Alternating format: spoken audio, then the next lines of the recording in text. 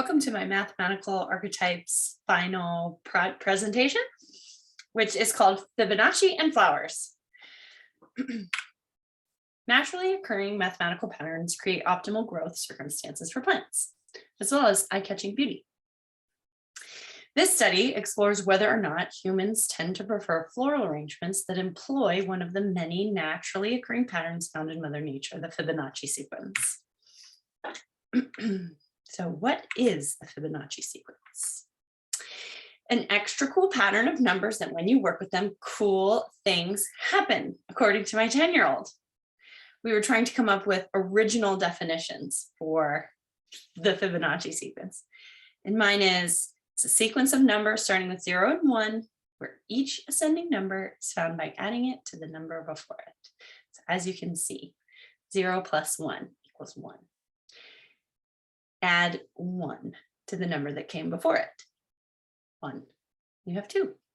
Add 2 to the number that came before it, which was 1, and you get 3. And keep going forever and ever. Now, that's pretty boring in and of itself, except for that when you use these numbers, and in this way, like my 10-year-old said, cool things happen. And also, oops, here we go. The quotient of the adjoining Fibonacci numbers is roughly 1.6, and it's everywhere in nature, almost everywhere where something is being built.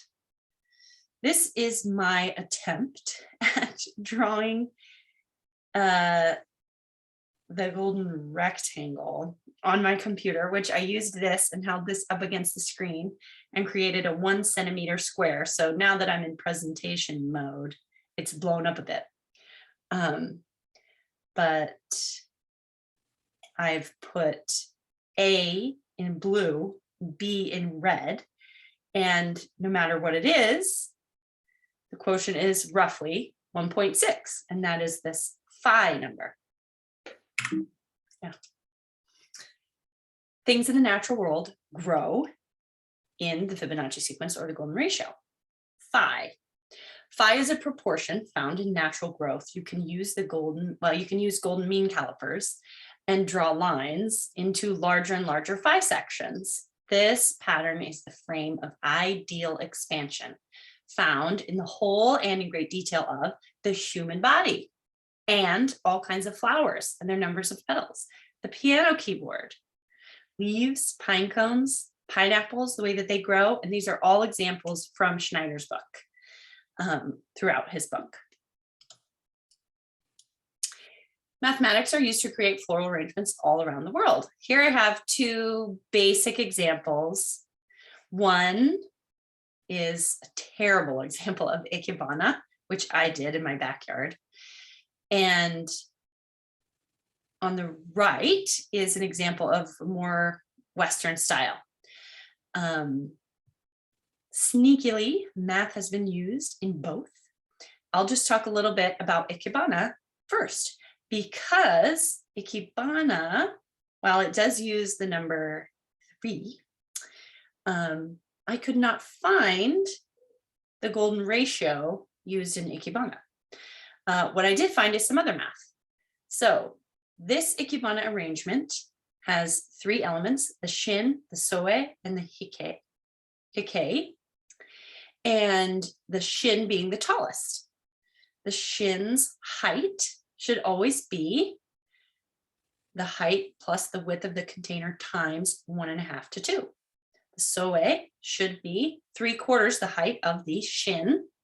And then the shortest one should be 1/2, hike, should be 1/2 to 2/3 the height of the soe. And also they are mathematically placed. The shin should be 15 degrees to the left, soe at 45 degrees to the left, and then hike 75 degrees to the right. And that YouTube link is where I found a very, very fun tutorial on Ikebana from a wonderful professional Ikebana teacher. And it's fascinating to me. Ikebana is a floral design, but also it's a healing practice, in my opinion. I call it healing because it is meditative.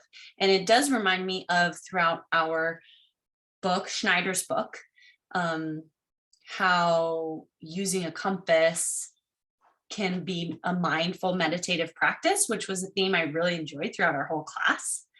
And forest bathing is also, research shows it's healing meditative practice to just be in greenery and in nature. And it's almost as though the meditation of using a mathematical compass and the meditation and healing of forest bathing have been combined into Ikebana. When practiced, balance is achieved, as it is the goal, and balance is restorative. That's an example of a very simple floral arrangement I did a few years ago.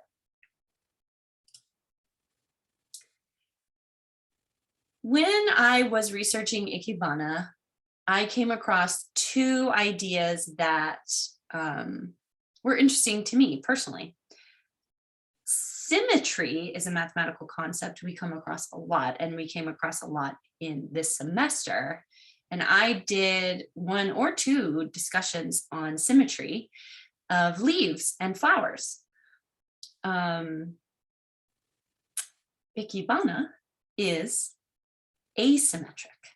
So the math of that is so interesting to me because it sort of fits into symmetry. There's no asymmetry without symmetry, just like yin and yang.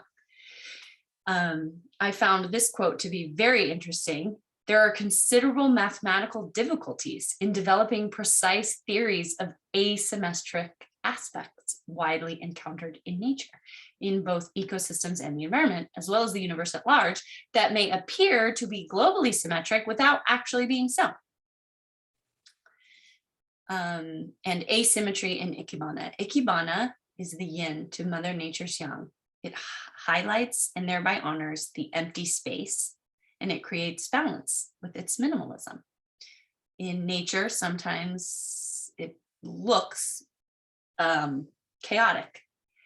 There's always organization to the chaos, as we find in the golden ratio and its occurrence, its natural occurrence. But the asymmetry and the empty space in Ikebana is the balance to that. And I like that. Cultivated is a really beautiful book by Kristen Gall. And she has a page about, it's all about floral arranging, and she has a page about Ikebana. You can pause and read this. Just some more on the meditative practice of Ikebana. Mathematics of Western floral design. Western floral designs, moving on from Ikebana, are fuller, thicker, and tend to use the same rule of thirds that's used in photography. And interestingly, using the Fibonacci sequence, using numbers from the Fibonacci sequence, and in that order of 3, 5, 8, to pick flowers, colors, and placements in arrangement is a common practice. But in my experience as a florist, I've been a florist for about 6 years, this is not explicitly known, even though it's widely practiced. Here are 3 arrangements that I did.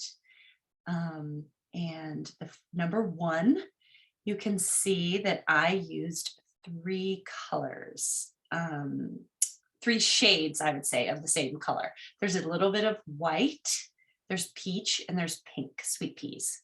It's something that I always try to do, is stick to 3 shades, unless someone has requested a pop of something. Number 2 there, you can see that there are 3 red dahlia, 1 lettuce looking thing, 3 red dahlias, and 3 beautiful,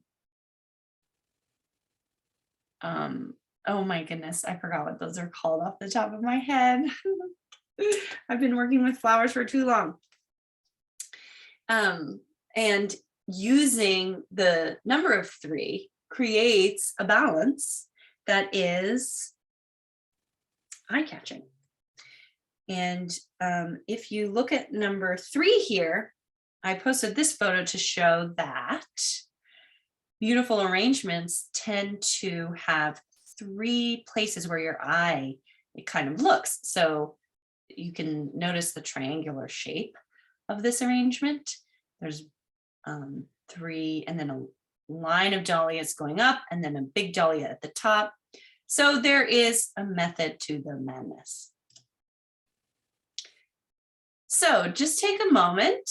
These are both the arrangements that I did for this project.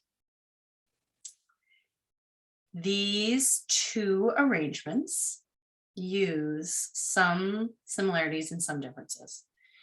But if you would like to take a minute and decide to you which one, quote unquote, looks better.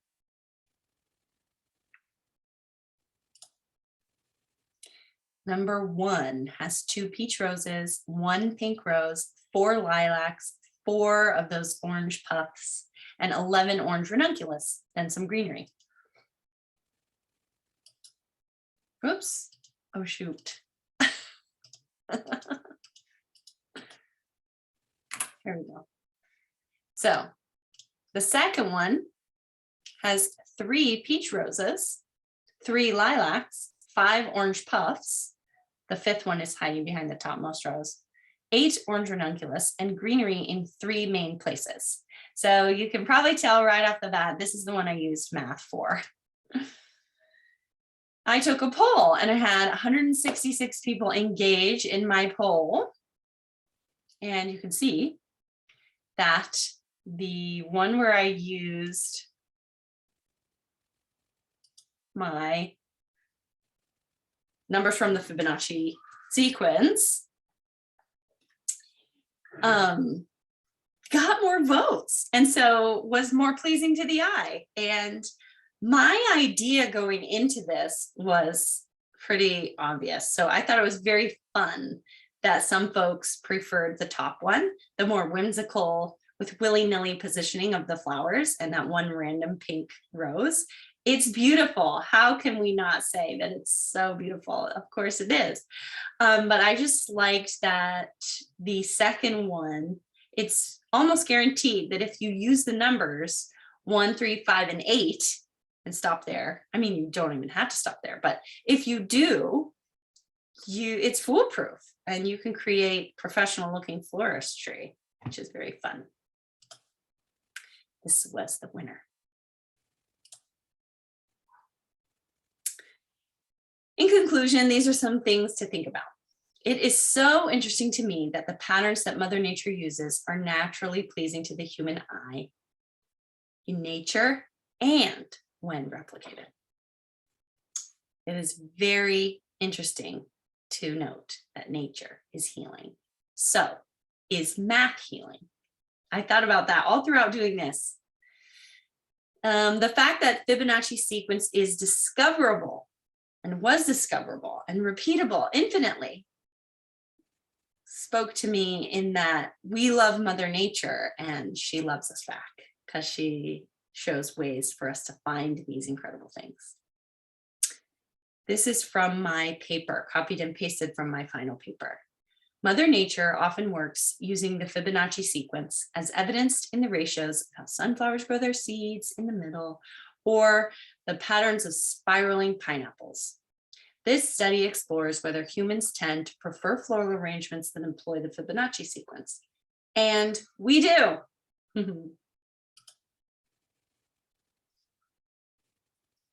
Thanks very much. I really enjoyed this project.